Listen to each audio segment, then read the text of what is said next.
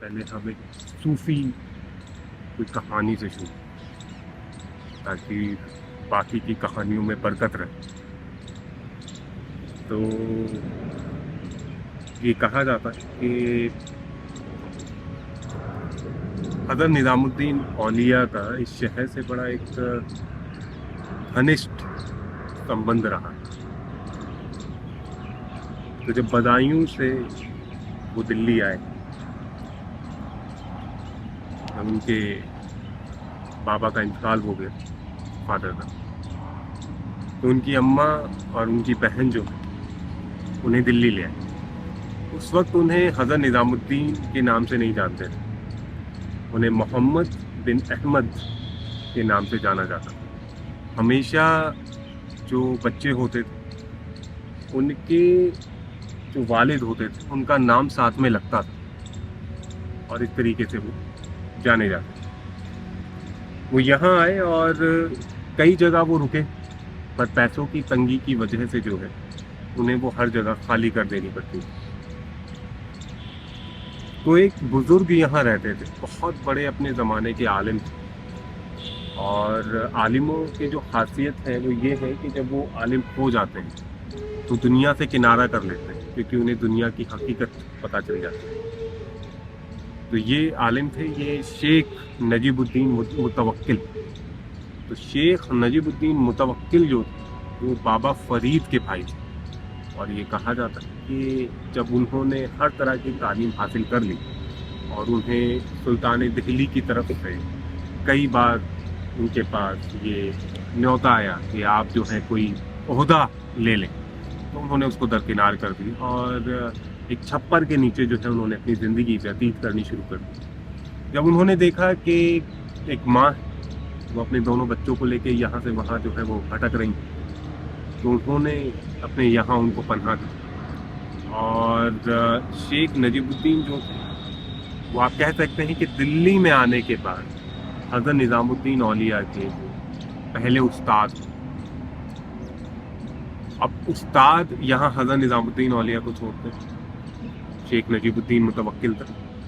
अब आते हैं हज़रत अमीर खुसरो। तो हज़रत अमीर खुसरो जो हैं, जब उनके भी वालिद का इंतकाल हो गया पटियाली में, एटा के पास, तो उनके जो नाना साहब थे वो उन्हें और अपनी बेटी को दिल्ली ले आए। और दिल्ली लाने के बाद उन्होंने शहर में रहना शुरू कर दिया, क्योंकि उनके नाना साहब के यहाँ पर जितने भी रीति रिवाज होते थे वो सारे राजपूतों के और हिंदुओं के होते थे। तो हज़रत अमीर खुसरो जो उन्होंने जो असल में जो गंगा जमनी तहजीब जो देखी, जिसकी गंगोत्री आप कह सकते हैं कि हज़रत अमीर खुसरो हैं, वो उस माहौल में पले बड़े और वहीं से जो है उनकी शायरी में वो कलाम जो गंगा जमनी तहजीब वाला जो अर्क है वो आना शुरू हो गया। ये कहा जाता है कि जब हज़रत अमीर खुसरो के घर वाले हज़रत निज़ामुद्दीन औलिया से मिलने के लिए जाते थे, तो हज़रत अमीर खुसरो जो हैं वो बड़े छोटे थे। और जब वो एक बार उनको उनकी खानकाह में लेकर गए, तो हज़रत अमीर खुसरो जो है उन्होंने अंदर जाने से मना कर दिया। उन्होंने कहा कि मैं इन्हें नहीं जानता, मैं बाहर ठीक हूँ। अब वो लोग अंदर चले गए और ये बाहर बैठे रहे, बहुत छोटे थे। तो इन्होंने मन में सोचा या इन्होंने कोई रुक्का लिखा कि तेरी मुंडेर पर, तेरी छत पर आकर जो वो कबूतर भी बाज बन जाता है, मैं एक हाजतमंद हूँ, मैं बाहर रहूँ या अंदर आ जाऊँ। तो उसका जवाब आया कि अगर अक्लमंद है और हमारे साथ रहस्य जानना चाहता है, उन्हें साझा करना चाहता है, तो अंदर चला, और अगर बेअकल है तो बाहर से ही लौट गया। हज़रत अमीर खुसरो अंदर चले गए और जाते ही जो हज़रत निज़ामुद्दीन औलिया के पैरों में गिर गए। अमूमन ऐसा होता है कि जब आप किसी को देखते हैं, हर किसी को नहीं, और जब आप किसी को देखते हैं तो सिर्फ उसकी आँखों में जब झाँकते हैं तो ऐसा लगता है कि वो नज़रें जो हैं आपकी रूह में उतर गई और आपको पाक कर दिया है। आप रहमत की जो बारिश हो आपके ऊपर हुई और आप नहा चुके हैं, तो वो हज़रत निज़ामुद्दीन औलिया में उनको नज़र आया। और ये कहा जाता है कि तब से लेकर आखिर तक, जब तक हज़रत निज़ामुद्दीन औलिया दिल्ली में रहे, हयात रहे, तब तक जो है वो उनके मुरीद बनकर जो है वो दिल्ली में रहे। हर बहरहाल ये जो शहर है, इसके बारे में जितनी भी बातें की जाए उतनी कम है। अगर आप अपने चारों तरफ नज़रें दौड़ाएंगे तो आप देखते हैं कि दीवारें हैं। ये दीवारें जिन्हें किसी ने बनवाया और वो छोड़कर चला गया, और सिर्फ दीवारें रह गई। कौन था, क्यों था, हम बस बैठ के कयास लगा सकते हैं। तो हुआ ये कि पृथ्वीराज चौहान का ज़माना था और उनकी बड़ी टूटी बोलती थी। अभी हाल ही में जो उनके ऊपर फिल्म बनी, मैं उस पर नहीं जाऊँगा, ना मैंने वो देखी फिल्म, पर ये कहा जाता है कि अपने ज़माने के सबसे महान राजाओं में जो है उनका नाम शुमार होता था, पर हर राजा से जो है कहीं ना कहीं गलतियाँ होता थी, और कुछ गलतियाँ जो पृथ्वीराज चौहान से भी हुई, जिसकी बदौलत जो है उन्होंने अपना तख्त व ताज खो दिया। अब यहाँ पृथ्वीराज चौहान की हुकूमत, और जो हिंदुस्तान है वो कोई एक मुल्क नहीं था, वो अलग अलग राज्यों में जो है वो विभाजित, जिस तरीके से जर्मनी 16वीं सदी में जो है विभाजित है। तो यहाँ क्या हो रहती थी कि हर राजा दूसरे राज्य पर हुकूमत करना चाहता था और चक्रवर्ती सम्राट बनना चाहता था। तो यहाँ वो एक मुल्क वाला जो कॉन्सेप्ट है वो था नहीं, जिसका फ़ायदा जो है यहाँ के बाहर वालों ने उठाया। अब इन्हीं सरहदों से लगा हुआ एक और मुल्क है अफ़गानिस्तान, जहाँ है एक जगह गजनी, जहाँ दो भाई हुकूमत कर रहे थे, जिनमें से एक भाई थे आपके मोहम्मद गौरी। तो मोहम्मद गौरी जो हैं उनकी, वो बड़े महत्वाकांक्षी व्यक्ति थे। उनकी ख्वाहिश ये थी कि वो मध्य एशिया में जो है वो हमला करें और वहाँ के इलाकों को जीत कर वहाँ हुकूमत करना शुरू करें। पर अगर हमला आप करेंगे तो उसके लिए आपको फ़ौज चाहिए, और फ़ौज रखने के लिए आपको बहुत सारी दौलत चाहिए। और दौलत कहाँ मिल सकती है? दौलत आपको हिंदुस्तान में मिल सकती है, सिंध पार करके। तो उन्होंने पंजाब जो सटे हुए इलाके थे वहाँ उन्होंने कई हमले किए, और हर बार जो है वो लूटपाट करते थे और वो चले जाते थे। इस बार भी जो है वो दिल्ली नहीं आना चाहते थे, और वो सिर्फ भटिंडा तक आए। और भटिंडा तक जब आए तो उन्होंने जो है वहाँ का किला फतह किया, और अपने एक सरदार को देकर जो है, जिसके अंदर में तकरीबन 12,000 सिपाही छोड़कर जो है जब वो वापस जा रहे थे, तो ये बात जब पृथ्वीराज चौहान तक पहुंची तो उन्होंने फ़ौरन जो है फौरी तौर पर जो है कदम उठाए। और ये वाक़या तकरीबन है 1191-92 के आसपास का। तो उन्होंने क्या किया कि उन्होंने जितने भी छोटे छोटे राजा थे उन सबको मिलाकर एक संघ तैयार किया, और एक साथ मिलकर जो है उन्होंने मोहम्मद गौरी के ऊपर हमला कर दिया। अब जो पहला हमला उन्होंने किया भटिंडा के ऊपर, तो भटिंडा से उन्होंने जो है वो किला छुड़वाया गौरियों से। और जब ये मोहम्मद गौरी को ये वाली बात पता चली तो वो वापस अपनी जो थकी फौज थी उसको लेकर पलटा, और फिर तराइन के मैदान में, जो तकरीबन दिल्ली से 120 किलोमीटर के आसपास है, वहाँ जंग हुई। और इस जंग में जो है पृथ्वीराज चौहान मोहम्मद गौरी को धूल चटा। अब अलग अलग इतिहासकार का अलग अलग बयान है। कुछ ये कहते हैं कि मोहम्मद गौरी जब घायल हुआ तो पृथ्वीराज चौहान जो है वो चाहते तो उसको ख़त्म कर सकते थे, तो उन्होंने ख़त्म नहीं किया, उसको जाने दिया। कुछ का बयान ये है कि पृथ्वीराज चौहान की फ़ौज के ज़रिए वो घायल हुए, पर वो घायल अवस्था में कहीं मिले नहीं। तो आप तसव्वुर कर सकते हैं कि जंग का मैदान और हर जगह लाशें पड़ी हुई हैं, आहों और कराहों और सिसकियों की आवाज़ों से जो है सदाए बुलंद है, आसमान में गिद्ध, और वो लाशों को जो है वो लिपटे पड़े हैं लाशों के। और वहीं पर जो है एक सुल्तान है जिसके सर पर ना ताज है, ना दस्तार है, ना हाथ में तलवार है।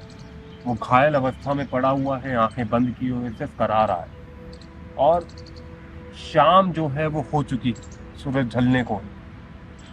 और कुछ सिपाही, जो खलजी सिपाही उन्हें कहते हैं, जो अफगानिस्तान में एक जगह है खल्ज, वहाँ के लोगों को। तो कुछ खिलजी सिपाही जो हैं अपने सुल्तान आली को ढूंढते हुए मैदान जंग में आते। तो हर मैदान जंग का उसूल होता है, जब फौजें जीत जाती तो चाहे वो दुश्मन के ही सिपाही क्यों ना हो, वो भी पानी पिलाया जाता है। तो आप अपने लोगों को ढूंढ सकते हैं। तो ये सिपाही जो है वो आए और उन्होंने जो है सुल्तान आली को ढूंढना शुरू किया। और एक जगह कहीं लाशों के बीच में जो है मोहम्मद गौरी पड़े हुए थे, और उन्होंने जो है अपने भालों को तोड़कर और एक चारपाई नुमा उनको शक्ल देकर भालों को, और उस पर डालकर जो है वो ले गए। अब कहीं मैंने एक जगह और पढ़ा, उसमें ये लिखा हुआ था कि जैसे ही मोहम्मद गौरी तीर से जो है वो घायल हुए, तो वो घोड़े से गिरने वाले थे कि उनके साथ के जो सिपाही थे उन्होंने जो है फौरन उनको लपक लिया और अपने साथ लेकर चले।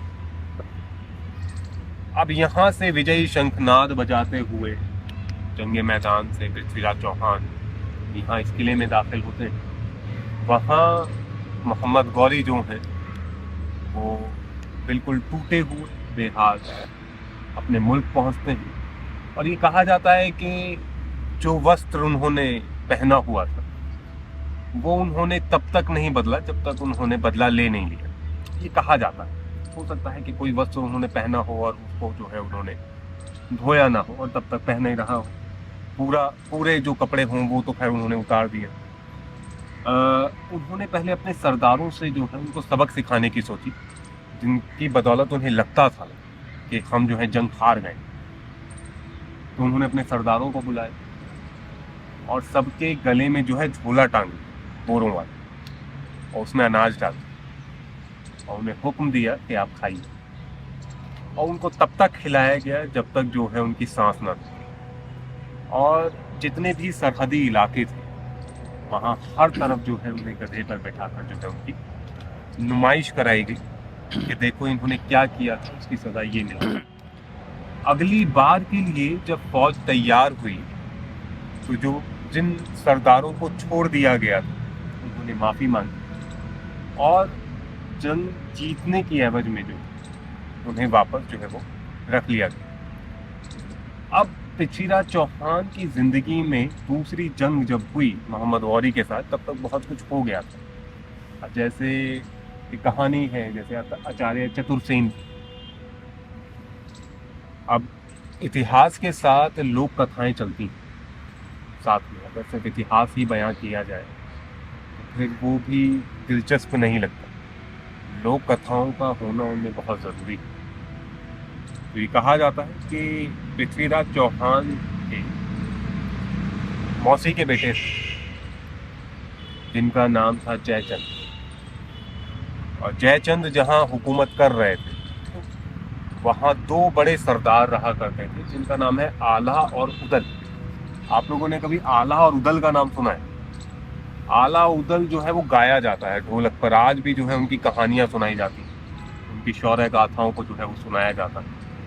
तो आला और उदल के एक भतीजे थे ब्रह्मानंद या ब्रह्मदत्त। उनकी मुलाकात जो है वो पृथ्वीराज चौहान की बेटी से कहीं हो गई किसी मेले में।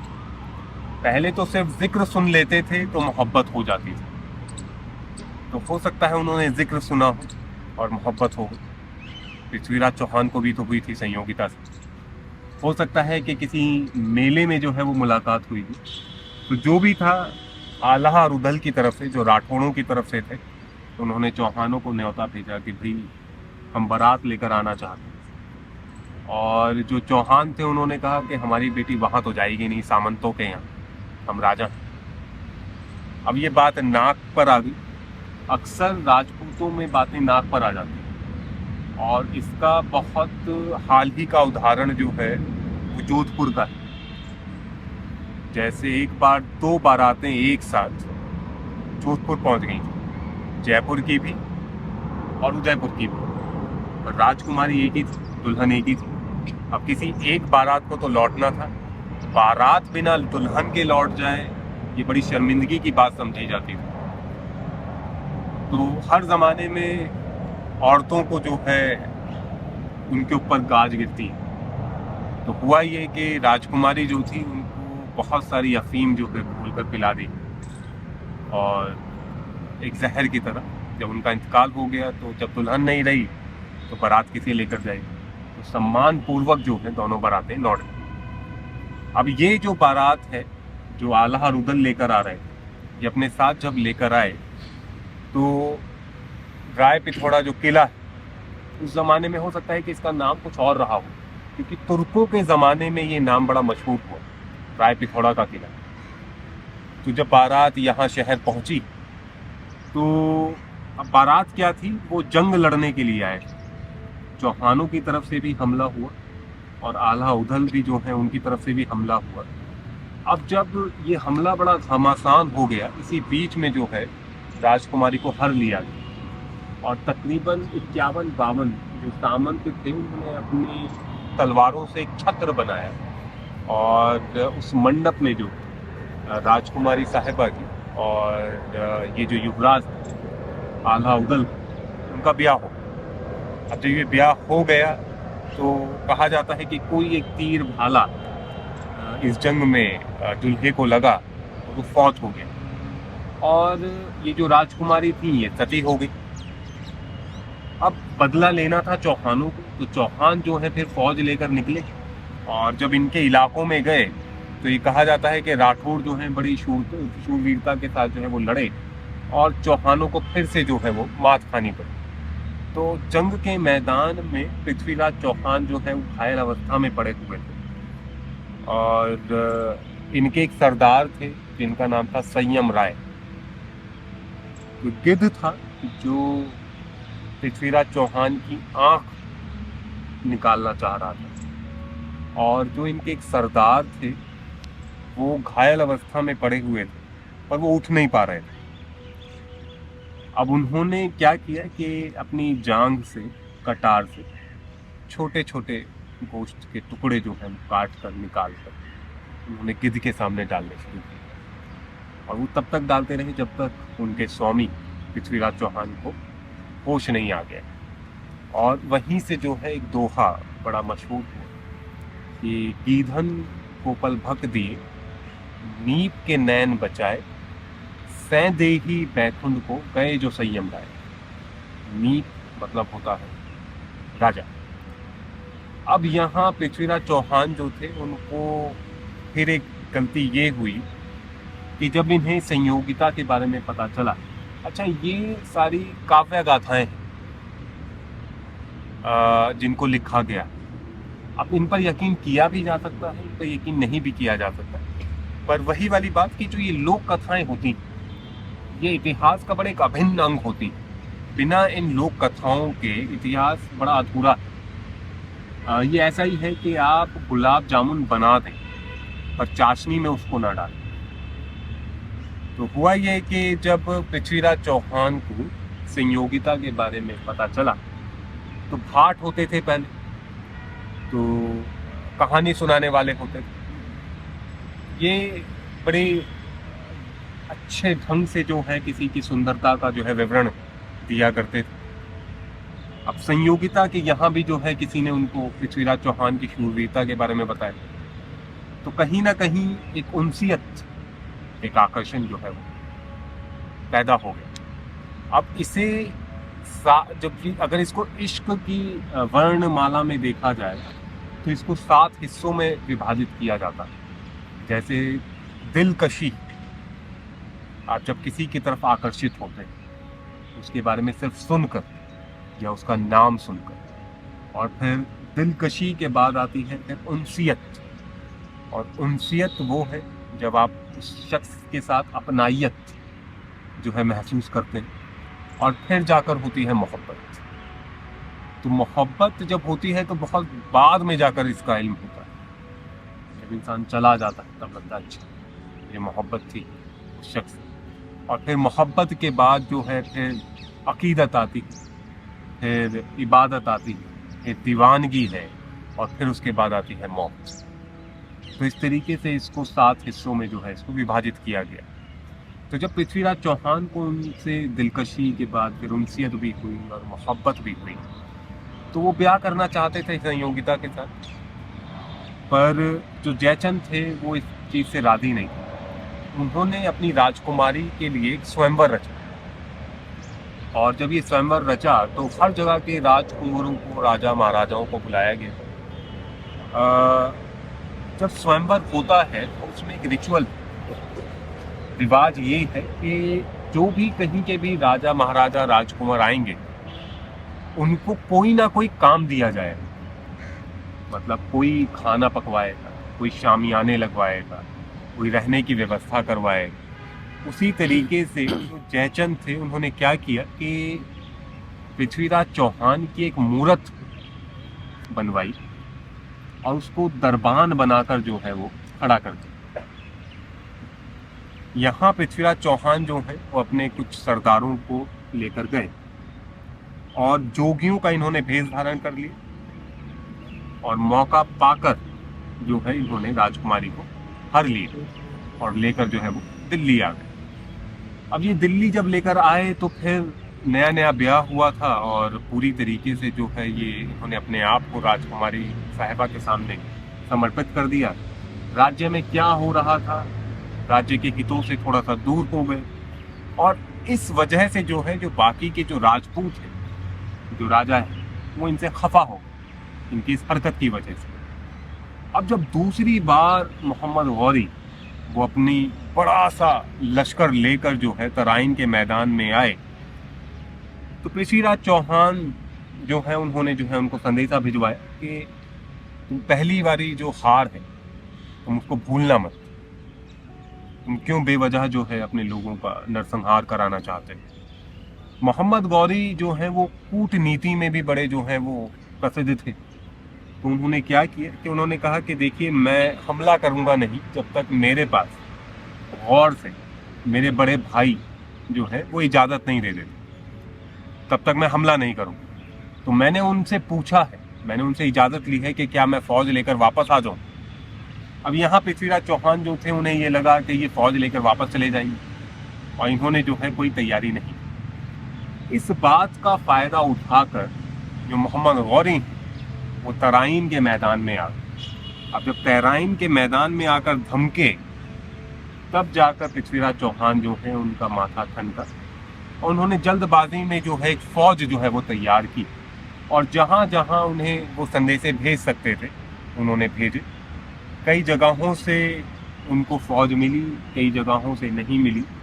एक बची कुची फ़ौज लेकर जो है वो तराइन के मैदान में पहुँचे, और वहाँ जाकर उनका सामना मोहम्मद गौरी की फ़ौज से हुआ। ये कहा जाता है कि बड़ा घमासान युद्ध हुआ, पर इस युद्ध में जो है पृथ्वीराज चौहान को पराजय हासिल। और कुछ ये कहते हैं कि पृथ्वीराज चौहान उसी मैदान जंग में ख़त्म हो गए। कुछ ये भी कहते हैं कि पृथ्वीराज चौहान को जो है मोहम्मद गौरी अपने साथ गौर ले, और दिल्ली में दाखिल होने के बाद जब वो इस किले में आए तो ये कहा जाता कि उन्होंने अपने कमांडर जो गुलाम थे, जिनका नाम कुतुबुद्दीन ऐबक है, यहाँ की सत्ता सौंपी, और यहाँ से जो है वो वापस और चले। इसको कुतुबुद्दीन ऐबक तक रहने देते, कहीं और चलेंगे तो इंशाल्लाह आगे की जो है बात करेंगे। मैंने एक ओवरऑल व्यू आपको इस जगह का दिया, उम्मीद है आपको कुछ समझ में आया हो। अब इनके जो राजपूतों के हारने के कई कारण बताए जाते हैं। एक जो काफ़ी महत्वपूर्ण कारण है इनके हारने का, वो ये है कि हिंदुस्तान में लोग जातियों में बटे हुए, और जो तलवार उठाने या छूने का जो सिर्फ इजाज़त थी वो सिर्फ क्षत्रियों को थी, राजपूतों को थी। अगर फौज कम हो रही है तो आप बाकी लोगों से मदद नहीं ले सकते। वहीं तुर्कों ने जो है इस बात का फ़ायदा उठाया हमेशा, क्योंकि जो उनके खानसामे भी रहे, जो उनके बावर्ची भी रहे, मौका पड़ने पर तलवार वो भी चला लेते थे, उनको भी मैदान जंग में बुला लिया जाता था। तो सिपाही कम नहीं होते थे, यहाँ सिपाही कम होते रहते थे। दूसरा ये कि हिंदुस्तान में जो जंग ये आपस में लड़ते थे उससे होता ये था कि बाहर क्या हो रहा था इन्हें पता ही नहीं था। मध्य एशिया में या यूरोप में वहाँ पे किस तरह की टेक्नोलॉजी यूज़ हो रही थी ये इस बात से बेखबर थे। यहाँ जो रणनीतियाँ जंग को लेकर चलती आ रही थी वो कहा जाता है कि महाभारत काल से ही चली आ रही, वो वहीं थी, वो अपडेट नहीं हुई। पर जो ये मध्य एशिया के जो लोग थे ये वहाँ इतनी जंगें लड़ रहे थे मंगोलों के साथ, कभी किसी के साथ कभी किसी के साथ, तो ये बहुत ज़्यादा जंग में निपुण हो गए थे। इनके जो हथियार हैं वो नए ज़माने के हो गए थे। जैसे युद्ध कौशल में एक नीति है मतलब जब लड़ने की, वो ये है कि घोड़े पर बैठे बैठे आप तीर चला दें। और मतलब यहाँ घोड़ा चलाना बड़ा मुश्किल होता है, मतलब इतने बड़े जानवर को कंट्रोल करना बड़ा मुश्किल है और उस पर चलते हुए, उसे दौड़ाते हुए उस पर आप तीर चलाएं, ये एक बहुत बड़ी बात समझी जाती है। ये बात तुर्कों में थी। वो क्या करते थे कि अगर वो सामने वाली फौज पर हमला करते थे तो और सामने वाली फौज जो है वो तलवार उनके पास होती थी और इनके पास तीर कमान होते थे। अब जब ये घोड़े से उतरे तो लड़ें, ये घोड़े से उतरते ही नहीं थे। अब ये वहाँ जाते थे और फिर उसके बाद ये भागने लगते थे। अब जब ये भागने लगते थे तो जो पीछे वाली फौज है उन्हें ये लगता था कि ये डर कर भाग रहे हैं, पर वो एकदम से घोड़े को लगाम लगाई और पलटे और पलट कर जो है उनको तीर चला। इसका एक बहुत अच्छा उदाहरण जो है वो अलाउद्दीन खिलजी के ज़माने में मिलता है। तो यहाँ एक बहुत बड़ा सरदार हुआ करता था जिसका नाम था जफ़र खान।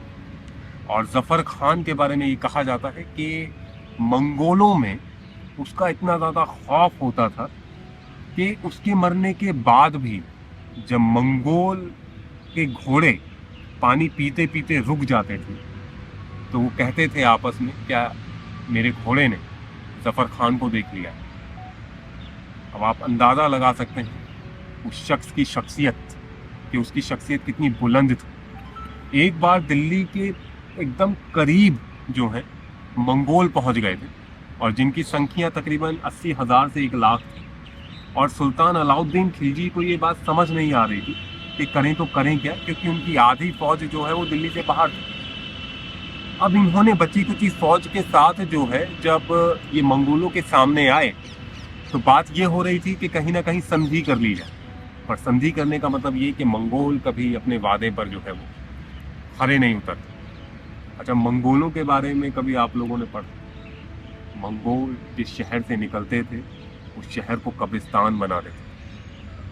हज़रत अमीर खुसरो के लफ्ज़ों में अगर मैं बयां करूं तो जब उन्होंने मंगोलों को देखा तो वो बताते हैं कि सर पर जो है कंटोक पहने रहते हैं, गर्दन है नहीं उनकी, आँखें खुलती नहीं हैं उनकी, और नाक के बाल जो है उनकी मूँछों में उलझे रहते हैं, दाढ़ी है नहीं उनकी, और बरसों से नहाए नहीं। मतलब ये कि वो आपस में एक दूसरे से दोस्ती ऐसे निभाते हैं कि हमने हमेशा यही सुना कि एक दूसरे का खून जो है वो मिलाकर दोस्ती की जाती है। उन लोगों में ये मशहूर था कि वो कै करते थे और वो एक दूसरे की कै जो है वो चाटते थे, वॉमिटिंग। और तब वो इस बात को सिद्ध करते थे कि हाँ मैं तुम्हारा दोस्त हूँ। और ना वो बच्चों में फ़र्क करते थे, ना औरतों में, ना बूढ़ों में। वो जहाँ से वो निकलते थे वो तलवार चलाते हुए जो है हर किसी को हलाक करते हुए निकलते थे। तो सुल्तान अलाउद्दीन खिलजी के मन में ये चल रहा था कि अगर मैं संधि कर भी लूँ और तो क्या मतलब इस बात की श्योरिटी है कि ये दिल्ली में जो है कत्लेआम नहीं करेंगे। जफ़र खान जो थे वो ये बात सुन रहे थे। उन्होंने बिना सुल्तान अलाउद्दीन खिलजी की इजाज़त के अपने 2000 सिपाहियों के साथ उन्होंने सामने वाली फौज पर हमला किया। ये कभी काफ़ी ड्रामाई लगता है, मतलब काफ़ी फिल्मी लगता है। तो आप इसको तसव्वुर करें कि एक जगह एक फौज है, सुल्तान खिलजी का खेमा लगा हुआ, वो अपने सरदारों के साथ जो है बात कर रहे हैं, सामने जो है आवाज़ें आ रही हैं मंगोलों की, वो अपनी तलवार और ढाल बजा रहे हैं, और जिसकी वजह से जिसकी आवाज़ शहर दिल्ली तक पहुंच रही है और लोग अपने घरों से निकल निकल कर जा रहे हैं। कि ना जाने अब दिल्ली शहर में क्या होगा। और सुल्तान अलाउद्दीन खिलजी हर जगह जो है वो मदद की गुहार भेज रहे हैं, कहीं से आ रही, कहीं से नहीं आ रही। इतने में उन्हें पता चलता है कि उनका सबसे वफादार जो सरदार कमांडर जफर खान, वो 2000 की फौज लेकर जो है सामने मंगोलों की फौज में पहुंच गया। अब जब ये घुसा तो इसने मारकाट मचानी शुरू की और उस फौज से भी आगे निकले। अब देखता क्या है पीछे कि इसके आधे सिपाही पीछे रह गए और इधर से भी मंगोल आ रहे हैं इसको घेरते हुए, आगे से भी मंगोल आ रहे हैं घेरते हुए। और फिर इसको एकदम से एहसास होता है कि अगर हम वापस लौटें तो हमने हुक्म उदूली की, सुल्तान आली हमें बख्शेंगे नहीं, इनकी बिना इजाज़त के हमने हमला कर दिया। तो इन्होंने क्या किया कि सीधा सीधा गए और फौरन मुड़कर इन्होंने तीर चलाने शुरू कर दिए। ये कहा जाता है कि अपने कुछ 100 सिपाहियों के साथ इन्होंने इतनी घमासान लड़ाई लड़ी मंगोलों से कि दिल्ली कर्जदार है जफर खान की। जब ये बात अलाउद्दीन खिलजी तक पता चली, वहां तक पहुंची, तो पता चला कि मंगोल यहाँ से भाग रहे हैं, कि सिर्फ जफर खान ऐसा है, अगर सारे कमांडर आ गए तो क्या होगा। और मंगोल जो है वो दिल्ली छोड़कर चले गए। जब ये बात, क्योंकि हमेशा युद्ध के बाद शायरी, कविताएं लिखी जाती हैं, शौर्य गाथाएं लिखी जाती हैं, तो जब जफर खान का जिक्र आया तो ये कहा जाता है कि उस किताब से, बाकायदा कटार से, वो कागज़ जो है वो फाड़ के फेंक दिया गया। वो इस वजह से क्योंकि सिर्फ जफर खान ने हुक्मदूली की थी, उन्होंने इजाज़त नहीं ली थी। इसलिए आज भी इतिहास में हम लोग जफर खान के बारे में नहीं पढ़ते कुछ। तो ऐसा करते हैं कि अब इस दीवार से होते हुए हम लोग आगे चलते हैं इंशाअल्लाह। और आगे बात करते हैं। कहीं अगर नहीं समझ आएगा प्लीज़ आप लोग पूछिएगा मुझसे, ठीक है। जो है ये किला राय पिथौरा की दीवार है, ये वाली।